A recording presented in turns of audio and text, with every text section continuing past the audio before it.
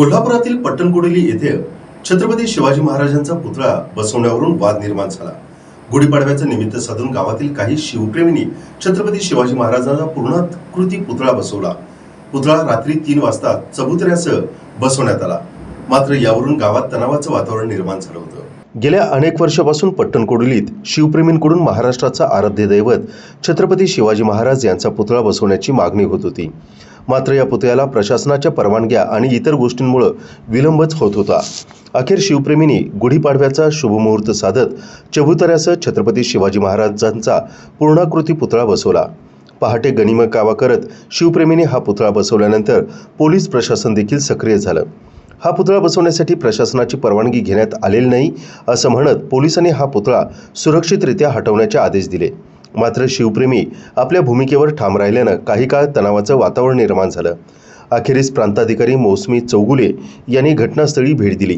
त्यांनी ग्रामपंचायत सदस्य आणि सदस्य यांच्यासोबत शिवप्रेमींना बोलावून घेत त्यांची बाजू ऐकून घेतली। शिवप्रेमी आपल्या भूमिकेवर ठाम राहिले आणि त्यांनी पुतळा काढण्यास नकार दिला। यानंतर प्रांताधिकाऱ्यांनी पट्टणकोडोली ग्रामपंचायतीला पुतळ्याच्या जबाबदारीचं हमीपत्र देण्यास सांगत प्रकरणावर पडदा टाकला। पट्टणकोडोली ग्रामपंचायतीनं पुतळ्याच्या देखभालीची जबाबदारी घेतली आहे। यावेळी सरपंच अमोल बानकर यांनी जी काही कागदपत्र लागतील ती देण्यासाठी सहकार्य करू अशी भूमिका घेतली। हे सर्व प्रकरण घडत असताना पट्टणकोडोली छत्रपती शिवाजी महाराजांचा पुतळा बसवण्यावरून इतका वाद होण्याचं कारण काय असा प्रश्न पडला असेल। पट्टणकोडोली हे गाव अतिसंवेदनशील गाव म्हणून गणलं जातं। पट्टणकोडोलीत 1987, 1997, 2011 या वर्षी जातीय दंगली झाल्या होत्या।